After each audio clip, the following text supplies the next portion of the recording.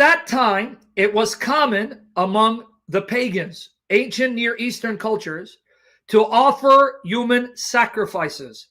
In fact, it was common among the Canaanites to offer their sons, their children, as a sacrifice to the false gods Baal, Molech. Sadly, Israel started adopting these practices and started sacrificing their children to Baal, to Molech. Here it is, Jeremiah 19, verse 5. Here it is, Jeremiah 19, verse 5. So what is God teaching Abraham? Watch here. The lesson. And have built the high, this is God rebuking Israel, specifically Judah at the time, Jeremiah.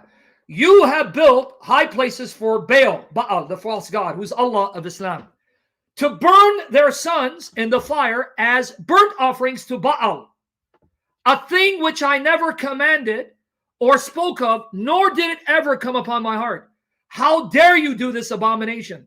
And yet today, we are still sacrificing and slaughtering our children to Baal. It's called abortion. Believe it or not, I want you to look up Jesse Romero.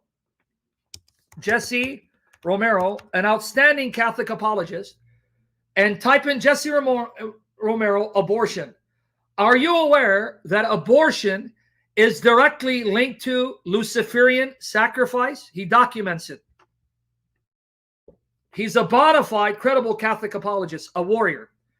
He has a talk, sessions on abortion being linked to Luciferian satanic sacrifice, so that abortion clinics are set up to sacrifice children to Satan. Do you know that? So we are still carrying out child sacrifices. It's called abortion. And God will destroy this nation because of it. Jesse Romero. Put in Jesse Romero abortion. He has an entire session and even shows one of their building that they built in Texas that's even shaped like a temple for the pagan gods. It's in Texas. I actually drove by and saw it. Okay? Nothing new under the sun. It's just repackaged differently. Okay? Now, so what was God trying to teach Abraham? Yep, in Texas, Amir. I actually drove by. I forget if it was Houston or Dallas. Now, Al-Masihi, if he was here, he'd tell you. We were driving by, and I don't know if it was Houston or Dallas. I saw it. It's a huge building. It's designed like a temple, like the pagan temples. It's in Texas. Yeah, it's there. I saw it. We were driving on the highway. Okay, now, watch here. Listen to what God is trying to teach Abraham. Because when God tells Abraham, offer your son, for a moment, God resembled the pagan gods and goddesses. In other words, Abraham was surrounded by pagans. I'm on a live stream. I'll call you in a bit. Okay. Right?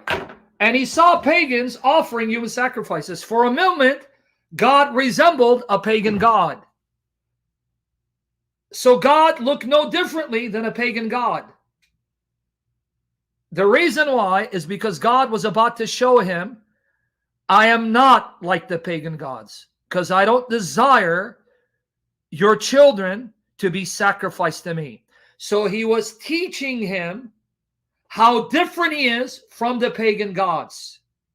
And he was also teaching him that instead of you sacrificing your sons, I will send my son, and my son will voluntarily come and sacrifice himself for your salvation. So I don't need your sacrifices of your children, but my son, my heart, for whom you exist, who loves you, he will voluntarily come and sacrifice himself.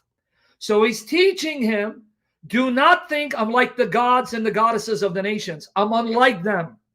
And I'm going to show you how different I am from them. These gods and goddesses want you to offer your children, but I, in my love for you, will offer you my child. See what he's teaching him? See how much meat there is in these passages? So God and this should move you in your heart, is showing you how beautiful he is, and he's not like any god or goddess worshipped by the pagans. Now notice Allah of the Quran. Allah of the Quran demands the Muslims to send their children to sacrifice humans or themselves for Allah in order to merit Jannah. Because Allah is Satan, he's Baal. He's not the God of the Bible. You know that? You know that? You see what God was teaching him here? Are you learning the lessons? You see why? If I go chapter by chapter, verse by verse, it's going to be long. So here's another foretaste of what it looked like if I took a chapter and broke it down slowly. Right? So you're getting that foretaste. See? So is that clear to everyone? Yep. Stop with your garbage, because rape accounts for less than 1% of the abortion. Stop with your filthy satanic garbage. And the rape does not dehumanize the child any more than it dehumanizes the woman, you filthy garbage can. I've met women who were raped and conceived and still went ahead and gave birth to the child, and they loved the child and they're best of friends. I actually spoke to a woman who conceived a child after being raped, went ahead, gave birth to the child, and her daughter is her best friend. You filthy piece of garbage. How does rape dehumanize the child conceived or the woman who was raped? You piece of garbage. Sons of the devil. The Lord crush your mouths. And it counts for less than 1%. So you're going to go with the most extreme example to justify the 99% of children being murdered simply because the women don't want to take responsibility? You filthy piece of garbage. Yeah, he is. Oh, yeah, another similarity in Francisco. Watch here. Another similarity. Watch here. The way Isaac was conceived. You want me to blow you away? Watch here. Sarah was barren, and Abraham was past the age of being able to impregnate a woman. How was Jesus conceived? Watch here, guys. Matthew 1:18. Watch here. But Mary said to the angel, how will this be? I'm sorry, Luke 1:34-35. But Mary said to the angel, how will this be since I am a virgin? The angel answered, said to her, the Holy Spirit will come upon you, and the power of the Most High will overshadow you. And for that reason, the Holy Child shall be called the Son of God. So she conceived by the Holy Spirit, right? Watch here. Another connection with Isaac. Watch here. Matthew 1:18 and 20. Matthew 1:18 and 20. Watch here. Matthew 1:18 and 20. Okay, watch here, guys. Because I'm going to show you another connection with Isaac. You're going to say, come on, man. This is too good to be true. Come on, dude. Matthew 1, verse 18 and verse 20. Now, the birth of Jesus Christ was as follows. When his mother, Mary, had been betrothed to Joseph, before they came together, she was found to be with child by the Holy Spirit. Now, verse 20. But when he had considered, Joseph considered divorcing Mary because he thought she conceived illegitimately. Behold, an angel of the Lord appeared to him in a dream saying, Joseph, son of David, do not be afraid to take Mary as your wife, for the one who has been conceived in her is of the Holy Spirit. You guys want to get blown away? Galatians 4:29. How was Isaac conceived? Speaking of Isaac, in contrast to Ishmael. Speaking of Isaac in contrast to Ishmael, Galatians 4:29. But as that time he was born according to flesh, Isaac was persecuting him who is born according to the Spirit, so it is now also. If you read Galatians 4:27-29, Paul is talking about Ishmael and Isaac. He says Ishmael was born according to the will of the flesh.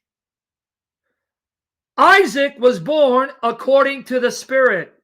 Damn! What's happening here? Come on! No way! Right there. See it? Jesus and Isaac were born of the Holy Spirit. See it? Ishmael was born of the desire of weak, sinful, corrupt flesh because Sarah was faltering and Abraham went in and had sex with Hagar. Isaac was born of the Holy Spirit miraculously to an old barren woman and an old man. Like Jesus was born of the Spirit from a virgin womb, no man touching her.